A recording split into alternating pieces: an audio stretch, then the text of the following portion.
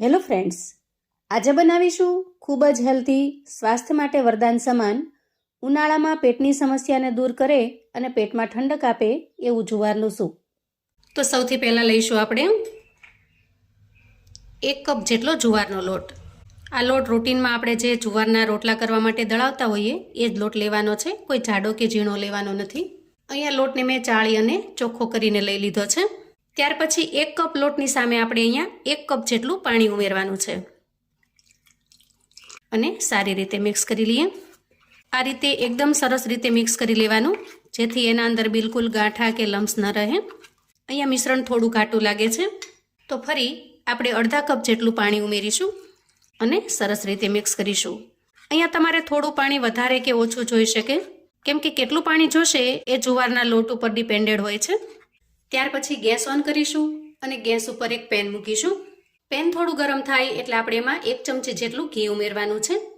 અહીંયા જો ગાયનું ઘી મળે તો એકદમ બેસ્ટ રહેશે, છતાં પણ તમારી પાસે ઘરમાં જે કોઈ શુદ્ધ ઘી અવેલેબલ હોય એ તમારે ઉમેરી દેવાનું. ત્યાર પછી ઘી થોડું મેલ્ટ થાય એટલે આપણે એમાં અડધી ચમચી જેટલું આખું જીરું ઉમેરી દઈએ અને સરસ રીતે સાંતળી લઈએ. ત્યાર પછી 7 થી 8 લસણની કળીને મેં આ રીતે એકદમ ઝીણી ઝીણી સમારી લીધી છે, એને ઉમેરી દઈએ. લસણની કળીનો ટેસ્ટ તમને આ સૂપની અંદર એકદમ મસ્ત લાગે છે. સાથે સાથે થોડા લીલા મરચાના ટુકડા પણ ઉમેરીશું અને લસણ થોડું બ્રાઉન કલરનું થાય ત્યાં સુધી એને સાંતળી લઈશું.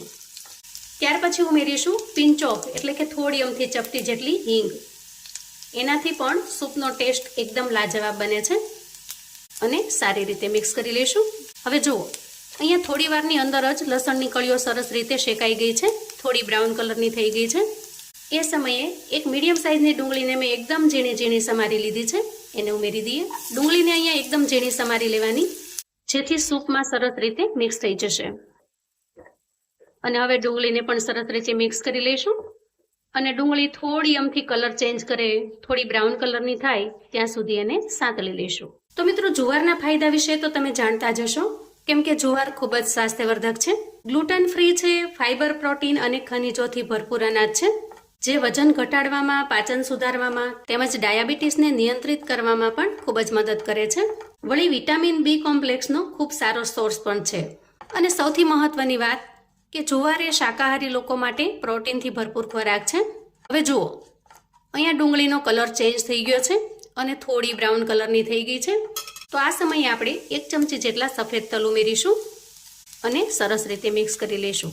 તલને શેકાતા બિલકુલ વાર લાગતી નથી, એટલે આપણે એને છેલ્લે ઉમેર્યા છે. અહીંયા બધી જ વસ્તુ ખૂબ સરસ રીતે મિક્સ થઈ ગઈ છે. એ સમયે આપણે જે કટોરીનું માપ સેટ કરેલું છે એ કટોરી ભરીને પાણી ઉમેરી દઈએ. અહીંયા આપણે ટોટલ 2 કટોરી પાણી ઉમેરવાનું છે. હવે આ બધું જ સરસ રીતે મિક્સ કર્યા પછી પાણીમાં એક સરસ મજાનો ઉફાળ આવી જવા દઈએ. તો જુઓ, અહીંયા પાણી ખૂબ સરસ રીતે ગરમ થઈ ગયું છે અને એક ઉફાળ પણ આવી ગયો છે. એ સમયે આપણે જુવારના લોટનો જે ગોળ બનાવેલો છે એને સૌથી પહેલા સરસ રીતે મિક્સ કરી લઈશું અને ત્યાર પછી ધીરે ધીરે આ રીતે લોટને પાણીની અંદર મિક્સ કરી દઈશું. જુઓ, આ રીતે ગોળને મિક્સ કર્યા પછી આપણે ચમચાની મદદથી ખૂબ સરસ રીતે ચલાવી લઈએ, જેથી વઘારની અંદર લોટ સરસ રીતે મિક્સ થઈ જશે. અને ત્યાર પછી ઉમેરીશું સ્વાદ પ્રમાણે મીઠું, અડધી ચમચી જેટલું ધાણા પાવડર ઉમેરીશું અને થોડી ચપટી જેટલી આપણે હળદર ઉમેરીશું, જેનાથી સૂપનો કલર એકદમ મસ્ત આવે છે. અને બધા જ મસાલાને સરસ રીતે મિક્સ કરી લઈશું. અહીંયા આપણું એકદમ ટેસ્ટી એવું જુવારનું સૂપ તૈયાર થવા લાગ્યું છે. બસ હવે માત્ર 2 થી 3 વસ્તુ એવી ઉમેરવાની છે જેનાથી સૂપનો સ્વાદ 100 ગણો વધી જશે.